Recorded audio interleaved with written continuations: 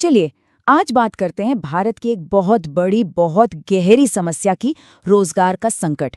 ये सिर्फ हेडलाइंस नहीं है, ये उन लाखों युवाओं की कहानी है जो बस एक मौके की तलाश में हैं। तो शुरुआत एक सीधे से सवाल से करते हैं। हर साल 1,20,00,000 युवा जॉब मार्केट में आते हैं, पर सवाल ये है कि वो जाते कहाँ हैं? तो ये संकट आखिर है कितना बड़ा? चलिए कुछ आंकड़ों को देखते हैं, और ये आंकड़े सच में चौंकाने वाले हैं। हाँ, 1,20,00,000 ये वो संख्या है जो हर साल हमारे वर्कफोर्स में जुड़ती है। इतने सारे नए, उम्मीदों से भरे चेहरे। और यहीं पर असली कहानी सामने आती है। जरूरत है 1.2 करोड़ नौकरियों की, पर बन कितनी रही हैं? मुश्किल से 50-60 लाख। मतलब हर साल आधे से ज्यादा लोग बस पीछे छूट जाते हैं। ये गैप बहुत बहुत बड़ा है। हम में से बहुतों के लिए एक सरकारी नौकरी मतलब लाइफ सेट, पूरी जिंदगी की सुरक्षा का सपना। लेकिन आंकड़ों की दुनिया में ये सपना लगभग नामुमकिन है। एक उदाहरण देखते हैं, रेलवे ग्रुप डी की भर्ती का। पोस्ट्स कितनी थी? सिर्फ 35,000। और एप्लीकेशंस, जरा सोचिए, 1.5 करोड़। ये दिखाता है कि हालात कितने ज्यादा मुश्किल हैं। और नतीजा? सक्सेस रेट है सिर्फ 0.23%। मतलब 500 लोगों की लाइन में से सिर्फ एक को नौकरी मिलती है। बाकी के 499 का क्या होता है? अब आते हैं सबसे हैरान करने वाली बात पर। हमें लगता है ना कि जितनी ज्यादा पढ़ाई उतनी अच्छी नौकरी। लेकिन भारत में कहानी बिल्कुल उल्टी चल रही है। ज्यादा पढ़ाई का मतलब हो रहा है ज्यादा बेरोजगारी। जरा इस स्लाइड को देखिए। ग्रेजुएट्स में बेरोजगारी दर है 29.1%। ठीक है, लेकिन पोस्ट ग्रेजुएट्स मतलब जिन्होंने और भी ज्यादा पढ़ाई की है, उनमें ये दर बढ़कर 36.2% हो जाती है। ये एक बहुत बड़ा पैराडॉक्स है। लेकिन ये सिर्फ नंबर नहीं है। हर नंबर के पीछे एक इंसान है, एक परिवार है, उनकी उम्मीदें हैं। चलिए अब इन आंकड़ों के पीछे का दर्द समझते हैं।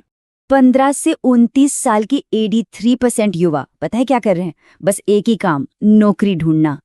और ये तलाश कोई कुछ महीनों की नहीं है। औसतन 2 से 3 साल लग जाते हैं एक नौकरी खोजने में। सोचिए, अपनी पूरी जवानी रिजेक्शन और एंजाइटी में गुजर रही है। और इसीलिए कहा जाता है ये सिर्फ स्टैटिस्टिक्स नहीं है, ये किसी के बेटे हैं, किसी की बेटियां हैं।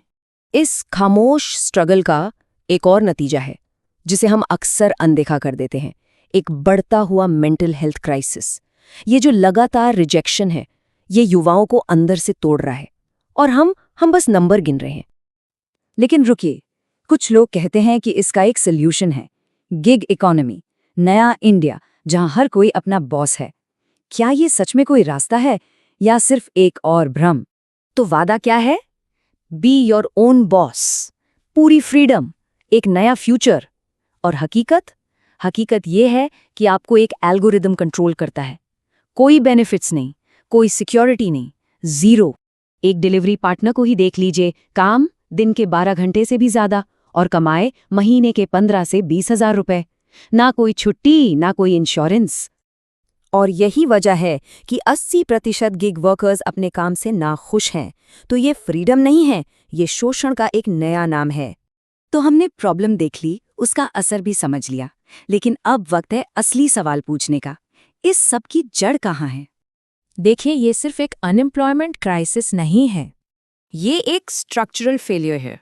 इसका मतलब है कि पूरे सिस्टम की बनावट में ही कोई बहुत बड़ी गड़बड़ है, और इस गड़बड़ का एक नाम है स्किल मिसमैच। मतलब हमारा एजुकेशन सिस्टम जो स्किल्स सिखा रहा है और मार्केट को असल में जिन स्किल्स की जरूरत है, उनके बीच जमीन आसमान का फर्क है।